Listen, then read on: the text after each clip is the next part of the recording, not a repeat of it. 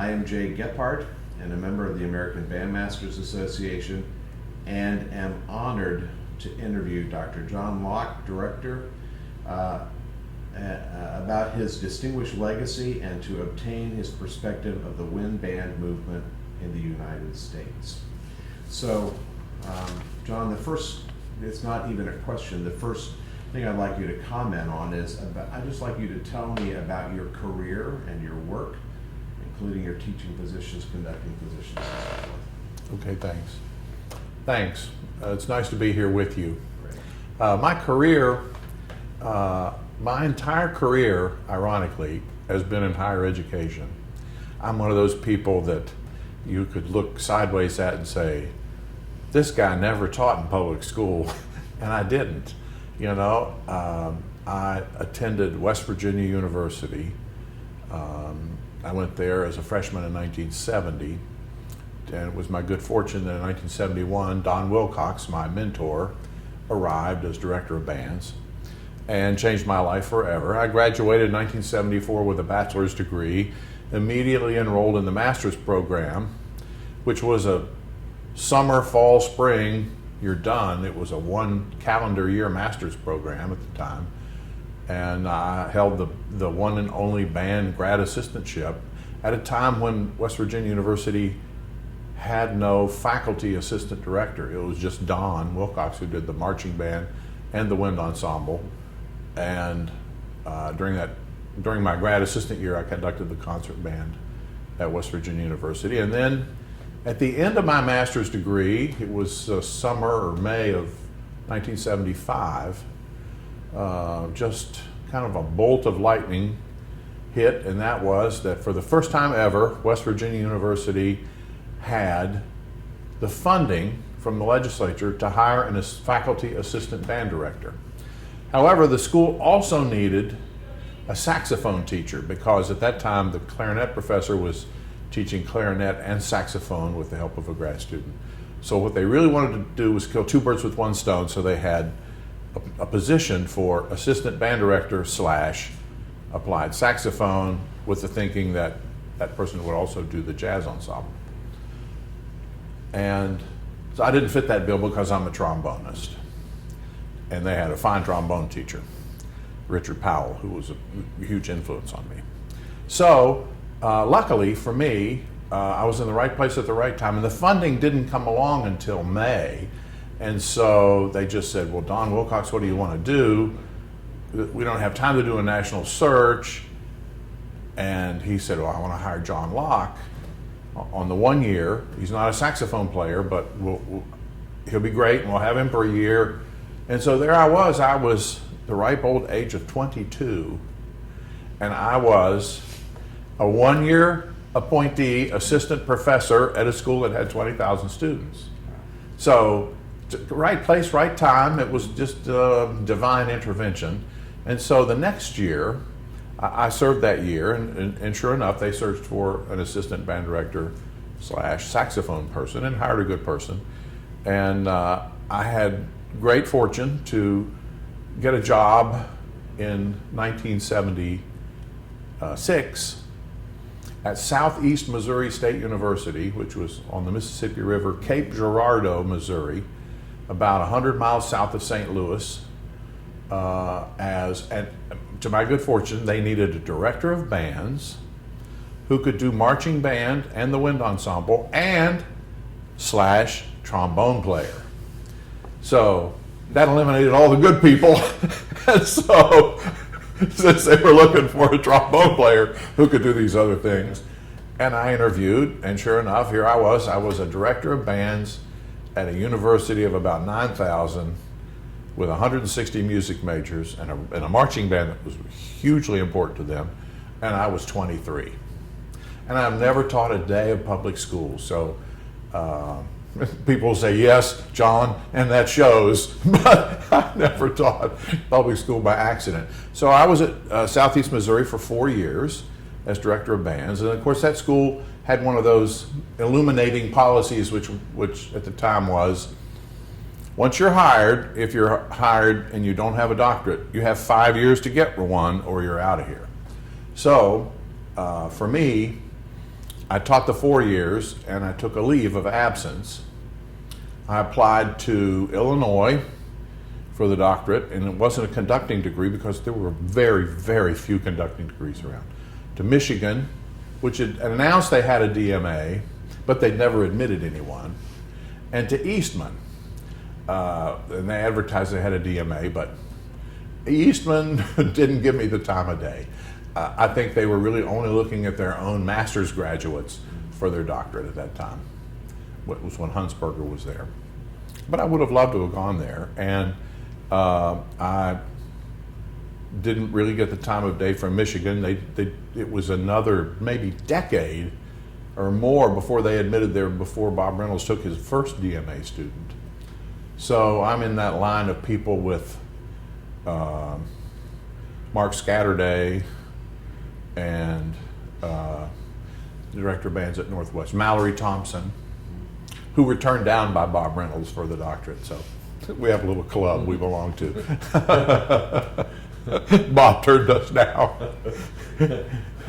we didn't flop. And so you went ahead and got your doctorate at University of Illinois? I did, yes. And it was the only degree they offered, which was the EDD in music education.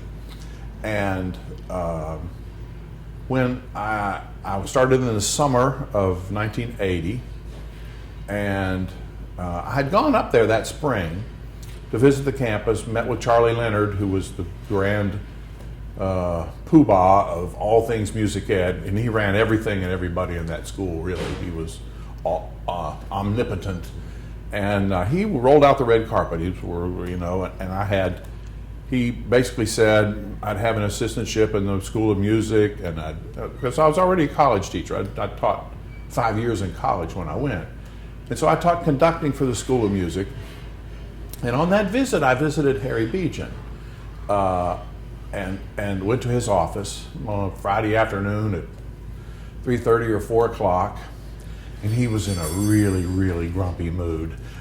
So I went in with my briefcase and my resume, and, well, Dr. Beechen, I'm John Locke, and I'm Southeast Missouri State. And he's sitting at the desk like this, just with a scowl on his face. And I went on for a paragraph or two, and finally got to the end of, I'm going to be doing a doctorate. I've gotten a leave of absence, and Illinois is on my list, and I'd love to come here. Might there be any assistantships available? And he rose up and said, "They're taken." And he went right back to that pose. And I thought, wow. And so I started to back up. And finally, the fellow who took my place had taken my place 3.5 years earlier at West Virginia University, a fellow named Randy Missamore, very talented fellow, he's no longer living, knew Harry Beechen real well from Wayne State days, when Harry was at Wayne State. And he said, well, if you get to Illinois, please tell Harry Beechen, Randy Missamore says hi. And so I'm sort of backpedaling now because this has gone so bad. I thought this is the worst thing I've ever heard. This was the worst day of my life, talking to Harry Beechen, and the assistantships are taken, sort of like, get out of here, kid. So I'm backpedaling for the door, and I said, by the way, Dr. Beechen, Randy Missamore says hello. And he sort of perks up. He says, you know Randy Missamore? I said, yes, he took my place. I was at West Virginia, and they needed a saxophone teacher, and when I went to, and he had my job. And he said, what a kook. And I said, wow, okay, strike three. So I just left. I left him out, and I thought, well, this couldn't have gone worse. Well, son of a gun, the people in music ed just rolled out the red carpet. They wanted me there, and I was going to teach conducting in the School of Music for them, and I had a nice assistantship. And I got there, and I literally rented a house. My wife and I and our little son, our first son, JP, we moved to Champaign. We moved in. I literally got a telephone line and plugged it in. And I swear the telephone had been plugged in maybe for 2 hours, and the phone rang. This was like June 1, about when summer school was going to start. It was Harry Beechen. John, this is Harry Beechen. So glad you're in town. Would you come see me tomorrow? And in the meantime, Another person, the person who came to Southeast Missouri for my one-year replacement, was a former Michigan State guy from Harry's time, a fellow named Thad Hegerberg. Had done the marching band at Michigan State, in fact, and the second band. And Thad had called Harry and said, John Locke is going to school there, and I'm replacing him, and you need to call this guy up and give him something to do because you're going to really like him. So suddenly I'd gone from just like, they're taken, to come see me. And it was just the beginning of two fantastic years with him. And he was like a father to me. And he rolled out the red carpet too. I had an assistantship. He piled on some more money and some more hours to do a few things. And then the second year I was all in the band department, did the fifth band, and he was just a fantastic help to me. Anyway, so I went 2 years at Illinois and I graduated. The job at UNC Greensboro was open, and I didn't know really much of anything about it, but I applied and went and interviewed and went very well. I had 2 more interviews coming, and I interviewed, and they only interviewed one person. I mean, they were going to interview 2 or 3, they just interviewed one. I went back home, the phone rang and said, we want to offer this to you. And I had 2 more chances. I had 2 more. One was Northern Iowa, and the other was South Florida were open. And I had interviews sort of sketched in for after my Greensboro interview. But I liked everything in Greensboro, I liked everything about the people, and I thought, well, a bird in the hand is certainly worth going to more interviews. So I took that job, and I was there for 36 and a half years. And then I retired a year and 2 months ago in December of 2018, and now I'm living happily in retirement. Good for you. Yeah. Tell me a little bit about some of your greatest musical accomplishments. Well, wow. You know, when I got to Greensboro, it was kind of a little ivory tower in the state of North Carolina. It was not the go-to school. The big dogs in North Carolina then were East Carolina University, where Herb Carter had been for years and built a very fine program. And also, Appalachian State had a very large and successful school, particularly for music ed. And Greensboro had a master's program then, and it was known to have some performers, not very many of them. And when I got there, the enrollment was in rather steep decline in music. It had been much bigger in the 70s, and I got there in the early 80s. Things were on the decline. And but I would say my biggest accomplishment was starting there. I had, my very first year I had a wind ensemble of about 36, not because I wanted it to be that size, or those are the only 36 people that had any hope of playing any of the music I hoped to play, which was very modest compared to what we wound up with. And the concert band, my second semester, concert band had been, before I got there, 2 or 3 years before I got there, the second band had been 70, 80 players. Well, my second semester, the concert band had 18 players, and 9 of those were flutes. It was grim. And I was literally going door to door in the dorm just to get people to come play in the band. And we didn't play football, so we didn't have a marching band, so we didn't have those extra non-majors around. So I say, during my time, we went from about 250 music majors to over 600. They added the doctoral program, the DMA, they already had the PhD in music ed. And, we went from really sort of a school that no one knew and certainly wasn't known for its band to a school that people did know, and it was known for its band. So I think that whole process, and a lot of that was involved in starting a music camp. The dean who hired me, Robert Blocker, who's now the dean at Yale and has been there for a number of years of music.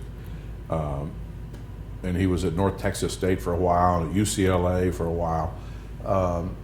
his vision was the UNCG needed to reach out into the public schools and make a splash.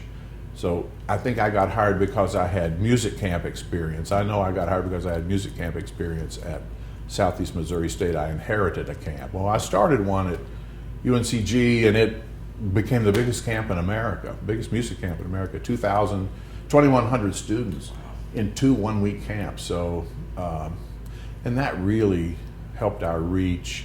It helped recruitment a great deal. It allowed all those music ed students a lab experience, so they could be hired for the camp, and they'd be doing sectional rehearsals and teaching musicianship classes or teaching lessons and all that sort of thing. So, yeah. If you could do it all over again, Yes. what would you do less of, Oof. or more of, or do differently? Man. What would I do less of or more of? That's a tough question. I think big picture things. I think probably particularly earlier on in my career, early to mid times in my career, I think I was a little too preoccupied with the technical prowess and proficiency of my band. And I think if I had it to do over again, I'd take my foot off that gas pedal and look for more ways to slow down and smell the roses and make more music and not worry about the technical things as much as I did. I think I would have been better off. Sometimes that's just a process of growing up or maturing that you realize, so there's more to this than just get the notes and rhythms right and go faster and play higher and all that. I think I would have. What was the rest of that question? There was. If you could do it all over again, Yes. what would you do less of, more of, or differently? Oh yeah, that's a great question. The differently,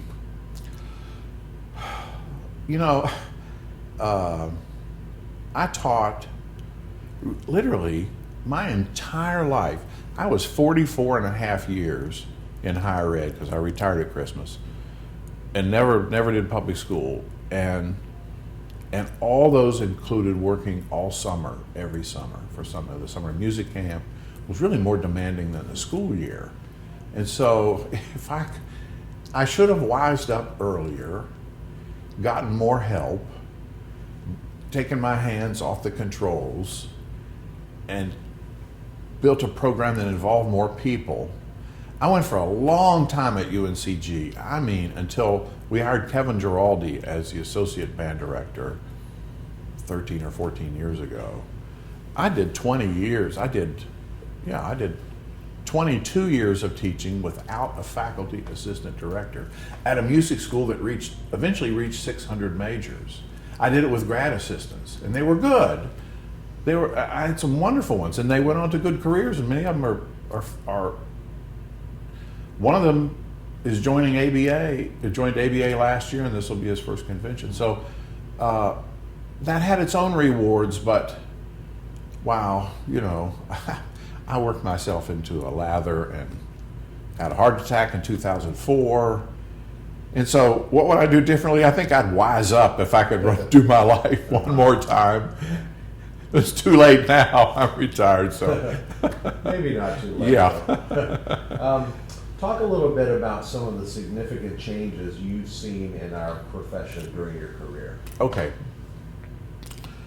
I think that in my lifetime there has been, this has been positive, there's been a huge emphasis on new original band literature that's been almost universally rewarding and a good thing.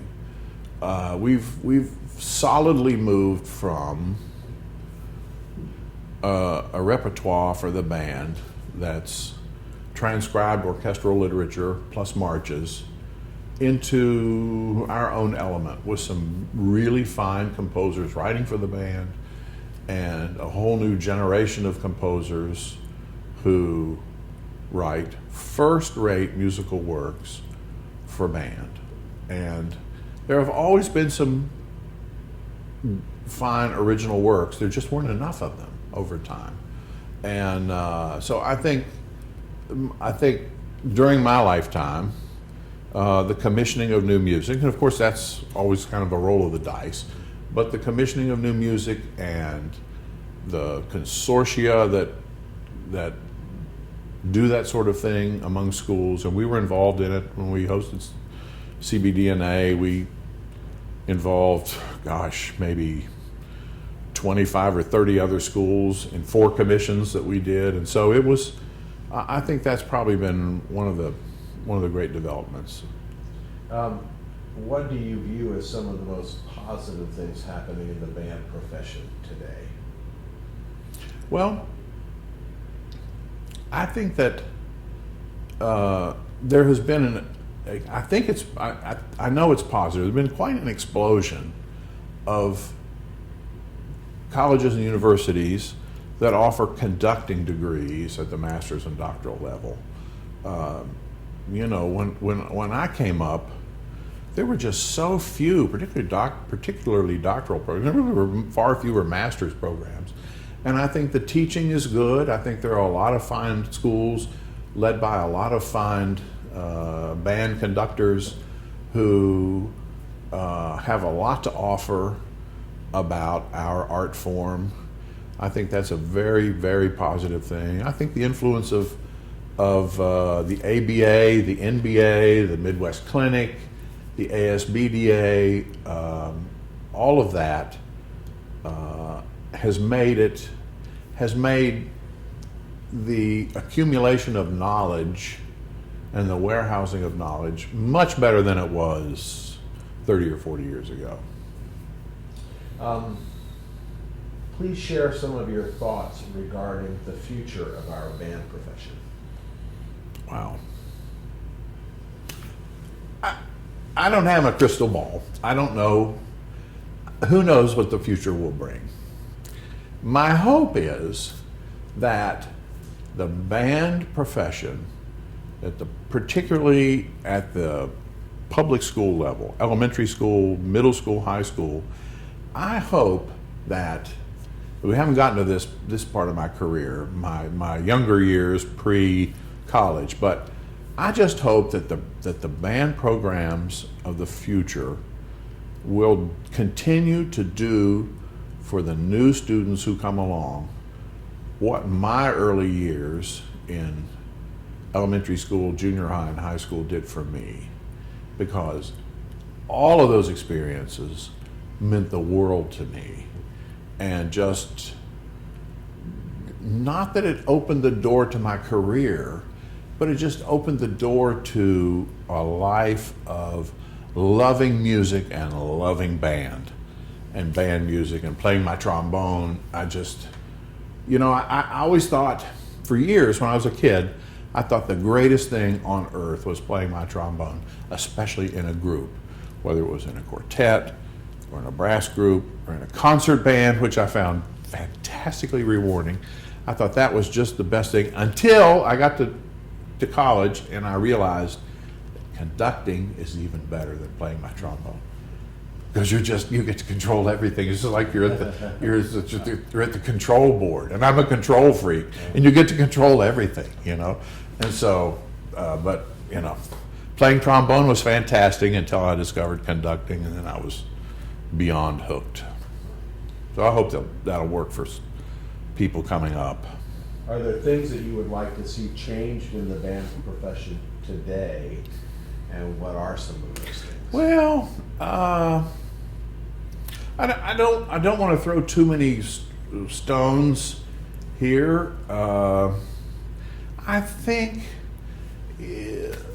sometimes for me, I shake my head more in amazement, not disgust, but in amazement, when I see how much time, how much money, how much effort is spent with some bands on that 8 or 9 minute halftime show that's played over and over and over and over. It's sort of the sum total of what you would get as a band member, say in high school, from about May until November, and the chasing of the trophies and all that, and it's just another world, sort of foreign to me. I loved marching band. I loved playing in my college marching band. I loved doing marching band. I've spent most of my life at a school that didn't play football and didn't have one, and that has its own rewards. But I loved playing in marching band. But just to me, a little bit the money, the arrangements, all the auxiliary, all for that perfected 8 minutes of, wouldn't be for me. I don't know. It's just not for me as a player. And I look at it and I think I can appreciate it when it just looks so good and it's just perfect and it sounds great and it looks great and it's entertaining. Okay, fine, but wow, that took half a year. So that scares me a little bit. So to piggyback on that question, do you have advice or suggestions to younger members of our profession as to how they can be successful, however that is defined? Wow.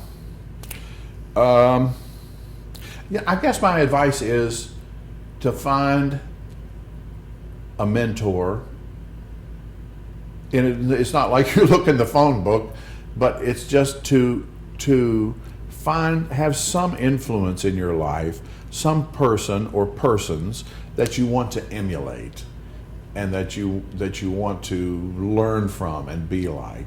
I had 3 fantastic band conductor mentors, and I know there's a question coming about that, and I think, and I'll get to that, but I would say find someone that you really find someone who has touched your own life and that you really respect, and if this is going to be your career, learn all you can from them. So who are some of the most significant people in your life and career? Yes, well, I got to start with my parents, and they were both supportive. And my brother. I had an older brother who was 6 years ahead of me in school. There were two boys, myself and my older brother, and he played trombone. He went to school for music ed, became a band director, taught 10 years in junior high as a band director before changing careers. And he was an influence because I could sort of see, starting very early, I went to all county concerts. He played in the very first ever, in 1962, the very first ever West Virginia All-State Band as a 10th grader. And I went to the concert and I bought the record and all of that. And so I could see him. So my mother, my father, and my brother were big. In our town, I grew up in South Charleston, West Virginia. Not exactly the cultural hub of America, okay? Chemical town, Union Carbide, lots of air pollution and smokestacks and the like. And there was no real reason for that town to have a good band, but it had the very best band in the state. It had a concert band that was better than any other band and had been for years. And my teacher that started me in 4th grade on trombone was a high school band director. His name was A.E. Raspelaire, Pete Raspelaire. And he was like kind of an Italian bandmaster type fella. Had attended Northwestern, played in Glenn Cliff Bainham's band early on when Bainham was there. And he was a native of West Virginia. He came back and he taught a few years somewhere, and then he came to my high school where he taught for 32 years, and he retired after my senior year. He taught 32 years at the school, never ever made anything but straight ones at contest. And the band could play. And he taught fundamentals, rhythm books, scale books, tuning, all sorts of, every band rehearsal was sort of like a private lesson, a group lesson for everybody. Kind of the Ed Lisk approach, way ahead of Ed Lisk with teaching the fundamentals and teaching everyone to count and to listen and to play with a characteristic sound. He was a fantastic teacher. And concert band, we marched, but we just sort of tiptoed out on the field and played a little concert and left. It wasn't any of the, no flags, no rifles, no decorated bicycles, anything else. And he was a fantastic teacher. and being in the band was a big deal. The biggest music store in the state was there, Gorby's Music, and that fellow at the time was and when I first got in ABA, was an associate member in ABA, a much beloved family that had the big store in the state. And so that was number one. And then at West Virginia University, my sophomore year, Don Wilcox came. And as I've said many times, Don Wilcox taught me everything I know about being a college band director. I mean, I love the man to this day. I wanted to be Don Wilcox. Everything he was selling, I was buying, and it was fantastic. And I wouldn't be here, have done anything in my career without him. Then my third one sort of was finishing school. I went to Illinois, and where Harry Beejan taught me everything I didn't know about the college band business, including what I learned from Harry Beejan, not as a direct lesson, but by just observing him, was if you had good players or great players as a college director, how hard you could push them, how far you could push them, and how much you could press them to greatness. And he was, wow, that was a master class, just watching him in rehearsal. Just so dedicated, so confident, so musical, so prepared. It was great. It was all great. That's a great answer. Okay, why did you choose music as a career? We already talked a little bit about who some of these people were who influenced you. I know we're up against the clock. We're okay. Yes, this is an easy question for me. I started trombone in 4th grade. I was noodling around on a euphonium at home that my brother had brought home, an old beaten up upright bell euphonium that leaked like a sieve. And when we went and brought a shiny new American standard trombone at Gorby's Music. And by the spring of 4th grade, I started in 4th grade in elementary school. One day a week, the high school band director would come. And I practiced all the time. I loved it. In the spring of 4th grade, I knew music was for me. And I've always said, I didn't choose music. Music picked me. It just grabbed me. I can remember in a room like this in my elementary school, it was the health room where 4 of us went, 2 trumpets and 2 trombones. That was the sum total of my 4th grade class, instrumental students in band, 4 of us. We'd go to the health room and the director would come. And I remember going early one time, and I was standing there playing my trombone. I was playing "O Canada" on my trombone. And this room was very reverberant. And I thought, wow, I love this tune. "O Canada," what a great tune. I was playing it. And I just knew at that moment, music had picked me. And I tried to think of other things that I might do, but there just wasn't it. It was just it. That's what it was. And I never looked back, and I never regretted it. It's what it was. Our last question is, what has the ABA meant to you? Wow. Okay. Well, I didn't know anything about ABA. I was in my 30s. I was been teaching at UNCG for 5 or 6 years, and in Greensboro, there was a stalwart ABA member, Herb Hazelman, who had a long and illustrious history in ABA. And there was Don Wilcox, my mentor, and Harry Beejan, my other mentor, and they conspired to sponsor me. And I really didn't have much of an idea what it was about. And I was sponsored. I was only 36. I was 36, but I had about 14 years of college teaching already, or 12 maybe, plus grad assistantships. So when I came to ABA, I was wide-eyed. I didn't really know what I was getting into, and there was, I came in so long ago. Ravelli was here and came to the meetings, and it was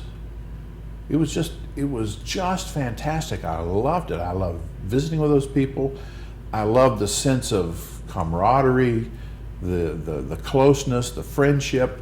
I'd never seen people get together like that just to see the visiting and the warmth and the openness and the friendship and the musicianship, and the wives came, and it was just like this one big fantastic family, and it was just mesmerizing for me. And Herb Hazelman at the time was doing the old ABA newsletter, and he got me to help him with it for a couple of years. I didn't know I was being primed to take it over. And I was like, well, you know, John, you just do this now. And so I did.